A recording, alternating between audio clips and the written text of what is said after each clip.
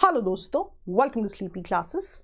आज हम बात करेंगे इस आर्टिकल की जहां कहा जा रहा है how soapstone mining is leading to land subsidence in Uttarakhand Bageshwar. चलिए समझते हैं।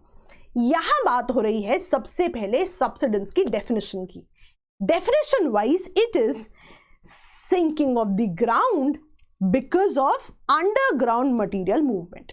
सिंपल शब्दों में समझते हैं। लेट्स से ये एक जोन है। अब व्हाट इफ यहाँ पे जो निचली परत है यहाँ का सामान मैं हटाने लग जाऊं, है ना। फॉर एग्जाम्पल यहाँ की हम मिट्टी मूव करना शुरू कर दें, अंडरग्राउंड मटीरियल की मूवमेंट शुरू कर दें। अब नॉर्मल सर्कमस्टांसेस में तो यहाँ पे स्ट्रक्चरल इंटीग्रिटी एग्जिस्ट कर रही है, बट अगर अंडरग्राउंड मटेरियल की मूवमेंट करे तो क्या होगा ऊपरी परत के साथ? Sinking of the ground, vertical movement of the ground. तो यही तो है सब्सिडेंस कि अंडरग्राउंड मटेरियल की मूवमेंट की वजह से सिंकिंग ऑफ द ग्राउंड। अब यहां पर बात हो रही है इस आर्टिकल में कि यहां पे माइनिंग एक्टिविटीज की वजह से सब्सिडेंस देखा जा रहा है। अब मैं आपको एक और इमेज भी दिखाती हूं। ये देखिए, ये नॉर्मल कंडीशंस है। यहां पर जब ड्रिलिंग की वजह से जो है यहां पे एक्सट्रैक्शन होगी तो आप देख सकते हैं सब्सिडेंस यहां पर होगी। आप देख सकते हैं इन दो इमेजेस में डिफरेंस है, राइट। अब यहाँ पे coming back to the article, यहाँ पे बेसिक से शुरू करें तो यहाँ पे इस आर्टिकल में कहा जा रहा था कि एक आर्टिकल पब्लिश हुआ जहां पर लिखा गया कि rampant unregulated mining of soapstone हो रही है। आप देख सकते हैं यहाँ पे उत्तराखंड का जिक्र है। तो यहाँ पे बात हो रही है कि सर्टेन विलेजेस में rampant unregulated mining of soapstone है, जिसकी वजह से यहाँ के रेजिडेंट्स जो हैं they are living in constant threat of natural calamity. अब Uttarakhand high court took suo motu cognizance of the article और कमिश्नर्स को ऑर्डर किया गया कि आप साइट को विजिट कीजिए और एक रिपोर्ट को सबमिट कीजिए, राइट। अब ये जो रिपोर्ट है इसी से एसोसिएटेड कुछ पैरामीटर्स इस आर्टिकल में दिए गए। देखिए, आपने कुछ भी समझने से पहले बेसिक पे ध्यान देना है कि इनिशियली हमने क्या बात की थी कि स्ट्रक्चरल इंटीग्रिटी एग्जिस्ट इस जोन की कर रही थी, लेकिन जैसे ही हमने movement of the underground material किया स्ट्रक्चरल इंटीग्रिटी का लॉस हो गया और सिंकिंग ऑफ द ग्राउंड हो गया। तो कुछ वैसा ही याद रख के समझते हैं।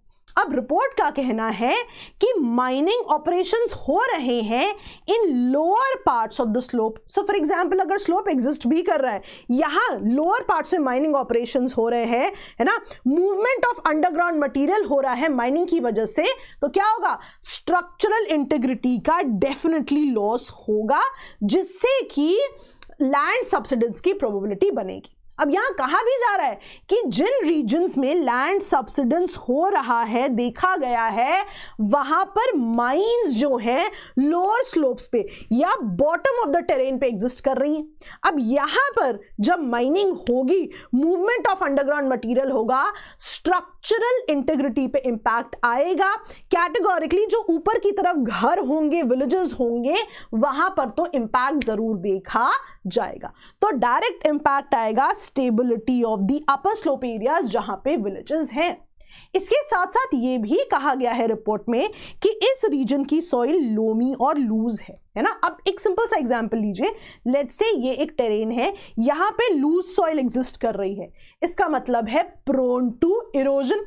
लेट्स से मॉनसून का सीजन है, बहुत सारा पानी आ जाए तो mass movement of the soil भी होने की पॉसिबिलिटी रहेगी। तो ये भी एक चीज हमें याद रखनी है। यहां पे देखिए एक बहुत स्पेसिफिक चीज कह रहे हैं कि इस रीजन के जो ट्रेडिशनल हाउसेस हैं, ऑल दो इन हाउसेस की अगर हम बात करें, ये जो जोन्स है ना, ये साइज्मिकली एक्टिव है, लेकिन फिर भी हम देख सकते हैं कि ये जो स्ट्रक्चर्स हैं, जो यहाँ के ट्रेडिशनल हाउसेस हैं, ये बहुत ही ज्यादा इंटैक्ट रहे हैं ऑल दीज इयर्स।